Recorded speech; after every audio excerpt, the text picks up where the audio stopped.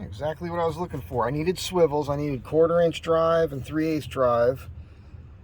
And that looks like impact to me. I got a 13 millimeter 1/4-inch drive, and this here's for a 3/8 socket. You put this in your drill. $5 for all that. And it's decent stuff.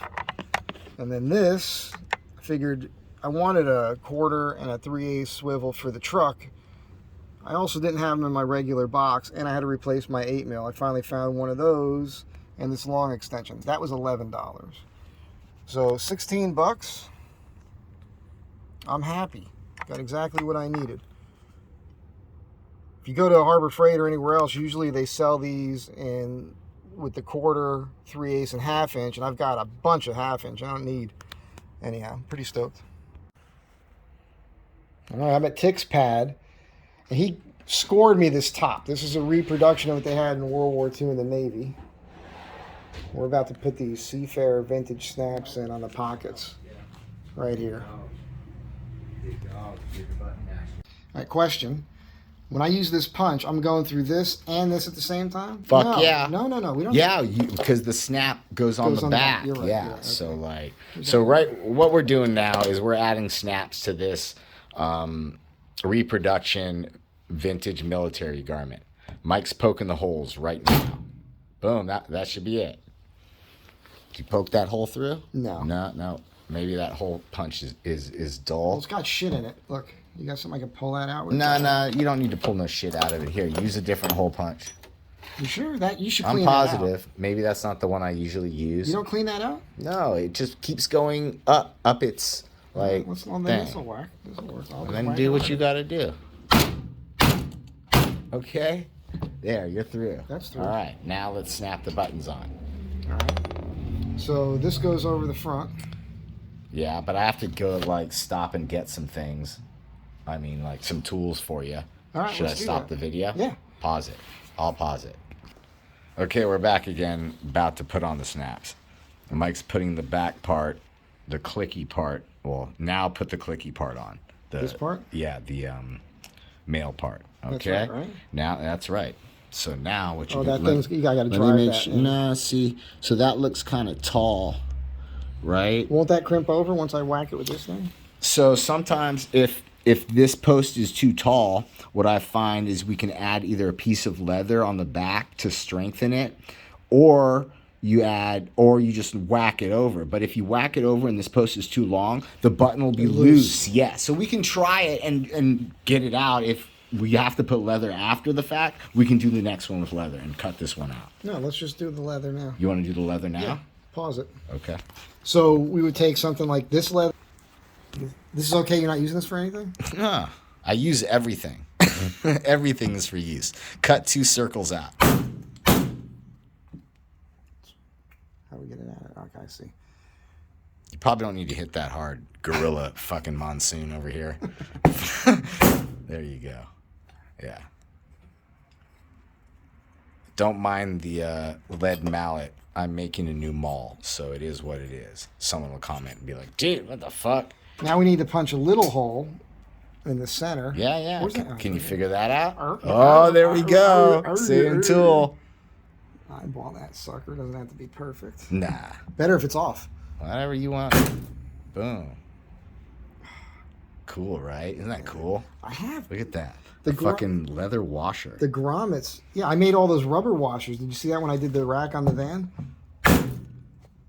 We should just be making this shit, dude. All right, so we're going to put this way. Yes, now put that through the back.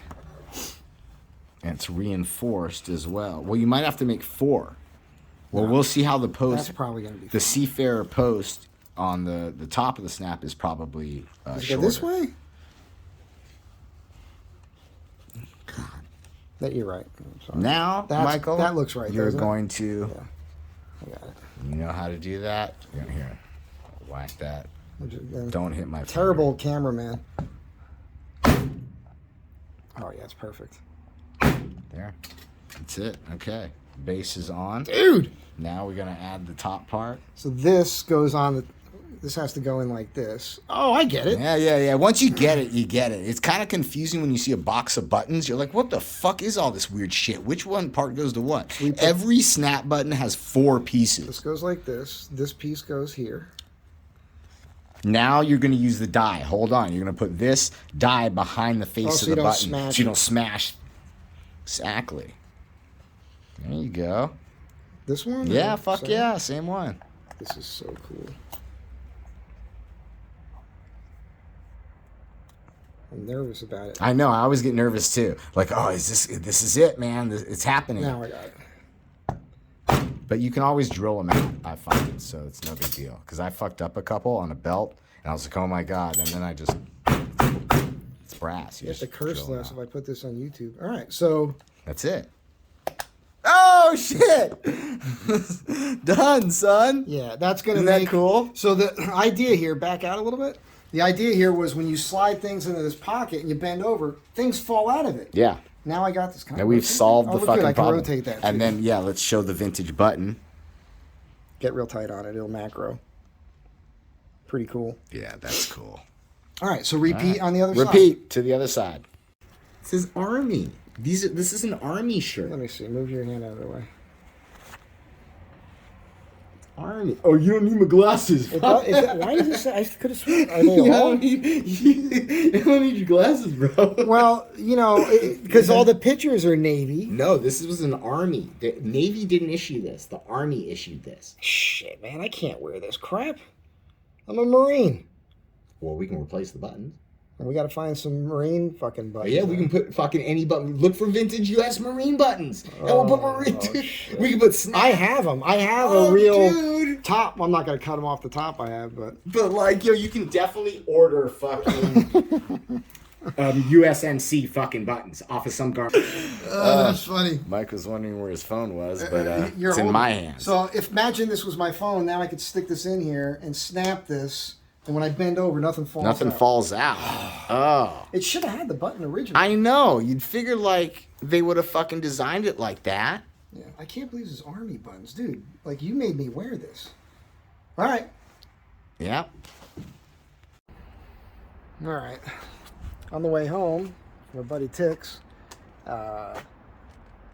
through the 300 code, I knew it was coming because I could still feel a little misfire. And I know that hose is crusty. That breather hose that comes out of that intake. So I knew I had hose in here. It looks like it's probably 1/2 inch. This is 5/8. I'm going to see if that'll work. I got this, but that'll never fit over it, which is too bad because that's a pretty tough hose. Look what I found in here. I had this. A buddy gave this to me for my old Dodge. This is if you live in a cold climate, you can run this in line and it runs hot water through your system to keep your engine block from freezing. I might rig that up in the van. This thing was only on my old truck for 3 or 4 weeks, electric fan. And I got a slide projector in here, slide stuff. This is pretty cool. I got 2 of these. This is when I was running electronic ignition on my old Mopar. Let's try to sell this stuff. And then I think that's a belt for the old Dodge. And here's the original distributor. We ran this on a Dwell machine to tune this and run in the Petronics, get rid of the points. That thing made my truck run like a top, but eventually I went with the electronic ignition stuff. That was the old V8 318 Dodge, 67 Dodge. Anyhow, let's see if I can make this hose work in here. I think it's going to be too big. I'm going to go buy some hose. But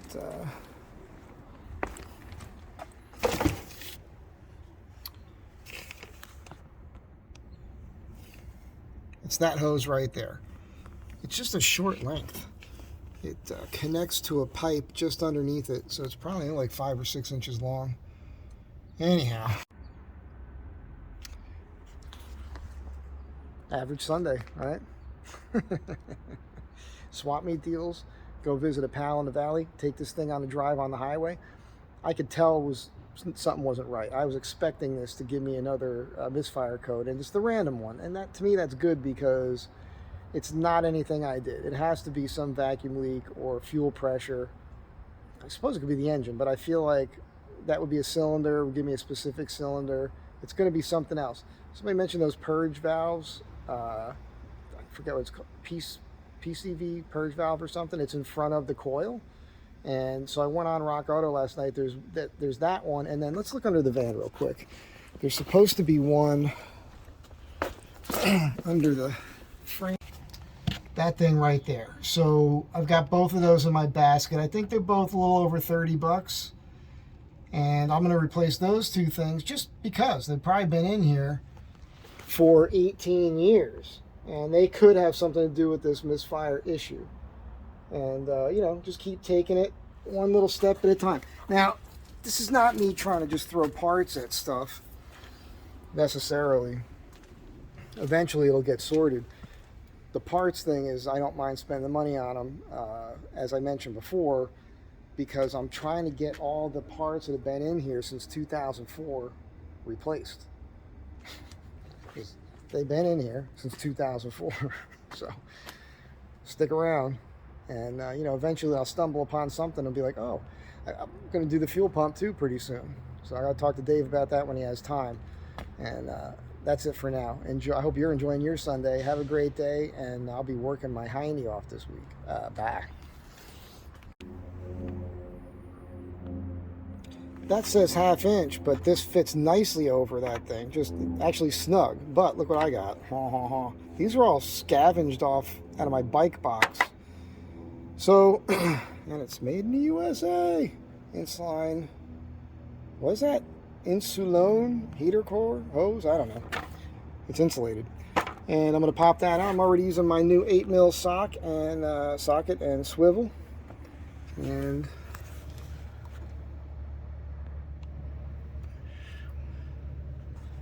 oh, it's not going to focus. It's down there. Anyhow, let's get this did. Alright, that's in, but I snapped there's that little piece of that hard line in here that's in this vacuum line that makes your air work. Broke because it was in my way. So I gotta sort that real quick. Jesus. I cut the L off and I did a direct straight line in, and that's holding pretty good, so I could put a little tape on that to be sure, but it's better than it was. I've still got other things I gotta get to, and I just want to relax. It's Sunday. We'll put the airbox on, start it up, see what happens. I don't think that's going to take care of the 300 code, but you never know. Alright, so I cleared the code. It's running pretty smooth, but when I put it in gear, I get that thing. I think this is what's going on. I think there's just been that random misfire thing going on. There's something going on, and I haven't had a chance to hook up with Dave to do that fuel pressure test. But I noticed that my sending unit is out of whack because it changes a little bit on the gas gauge depending on when I'm in, and I see it moving right now at idle. That fuel pump's going, I think. And so we'll get on that, and that could be it. So we'll see. So I'm partly chasing the code, but also, again, preventive maintenance. It's a Sunday. I think I kept mentioning this already. I think I probably tried to sign off already, but now I'm leaving. I'm going to go get some things done. Got business emails to do. So thanks again for being here. Catch you next time. It was a goofy video. I'm putting stringing a bunch of stuff I did today, all in a Sunday. This is my Sunday. Oh, and a P0300 code is back.